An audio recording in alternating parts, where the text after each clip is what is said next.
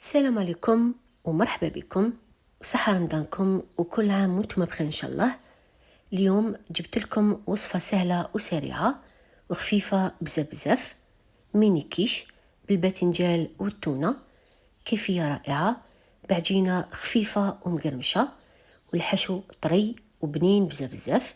طريقة سهلة، شوفوا معنا كيفية التحضير ونمروا للطريقة. وأول حاجة نبدأ بها هي العجينة. هنا عندي 100 غرام تاع زبدة طرية أو مارغرين، ونضيف معها مغرف كبيرة تاع زيت عادي، ونضيف معها 250 غرام تاع فرينة مع 4 غرام تاع ملح ومغرف صغيرة تاع سكر. حطيتهم في لافارين وضفتهم كما شفتوا للزبدة. وهنا حطيت تاني رشة خفيفة يعني على راس مغرف تاع خميرة كيميائية ضرورية تمد قرمشة رائعة للعجينة. ونرمل بهذه الطريقة كما راكم تشوفوا على شكل مقص، وترملوا جيدا حتى تمتزج الزبدة مع الفرينة، ضروري جدا باش كي نحط العجينة في الفرن ما تهبطش. وهنا ضفت حبة بيض على حساب الحجم تاع البيض، تضيفوا الماء ابخي. دونك انا عندي حبة بيض صغيرة، ضفت معاها من 3 إلى 4 ملاعق كبار تاع ما يكون بارد، واللم ما نعجن ما والو، اللم جيدا حتى نتحصل على عجينة متماسكة. دونك هنا كما شفتوا حطيت في الاول 2 مغارف تاع ماء مع الحبة تاع البيض، واللم غير بالاصابع.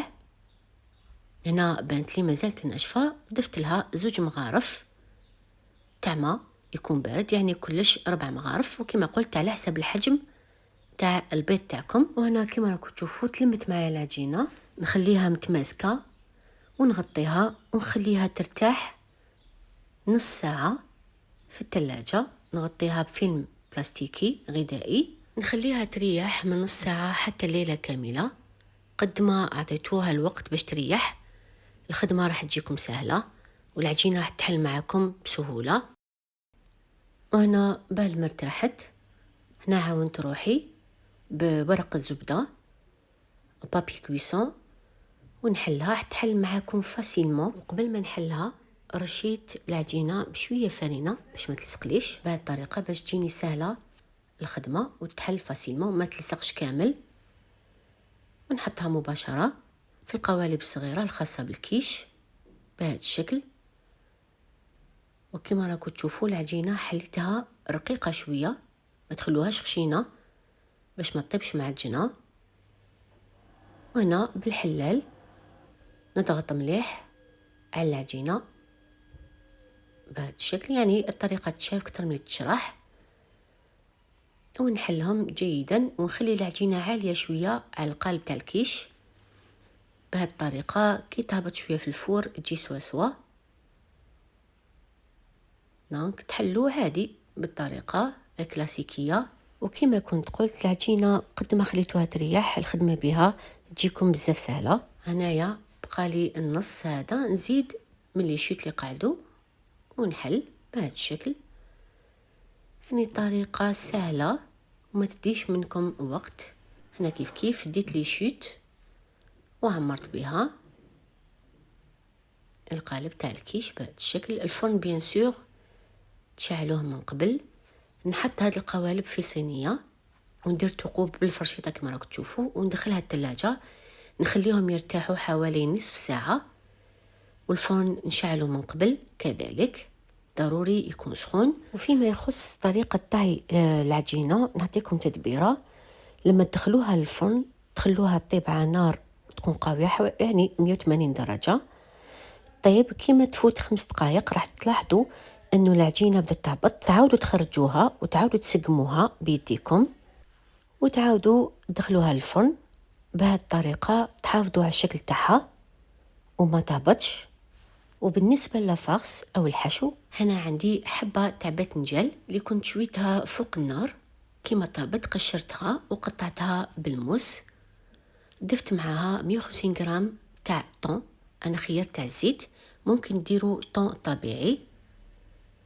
بيان سور انا عصرته مليح من الزيت وضفته بالميزان، قلت 150 غرام.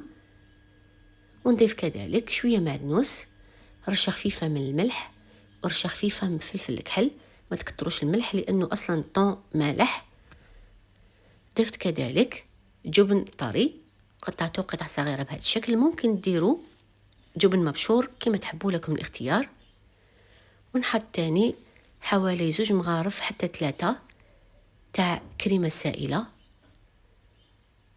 انا ما نحبش الحشو يجي مشمخ بزاف، دونك حطيت غير 3 مغارف كما راك تشوفوا. اللي يحب الحشو تاعو يجي متماسك ممكن تضيفوا حبه تاع بيض. انا نكتفي فقط بهذه المقادير وتجي طريه وبنينه بزاف. نخليها جانبا ونشوف عجينه الكيش الى واجده. كما تاخذ لون ذهبي وتطيب جيدا، يعني لازم تخلوها تطيب تماما. نحط لها كطبقه اولى جبن مبشور ضروري باش لما نحط لا فارس ما يشمخليش العجينه. ان شاء الله تكونوا فهمتوا الفكره. دونك طبقه اولى جبن مبشور، ونزيد نحط لا فارس اللي كنت وجدتها تاع الباذنجان والطونه. يعني عمروا مليح القوالب تاعكم تاع الكيش. يعني هاد الطبق او هاد الوصفه تجي بنينه بزاف، العجينه تجي مقرمشه ولا فارس تجي خفيفه وطريه. باذن الله جربوها. وهنا كطبقه اخيره زيت حطيت فرomاج غابي. انا درت غرويير وموتزاريلا في الطبقه الاولى وفي الطبقه الاخيره. وهذا هو الشكل تاعهم. خليتهم 5 دقائق فقط، كلش طايب، قيس ما يذوب فقط الفرomاج. وهذا هو الشكل النهائي. يجوا روعه، جربوهم. تجي خفيفه مقرمشه، يعني كيفيه رائعه. باذن الله جربوها.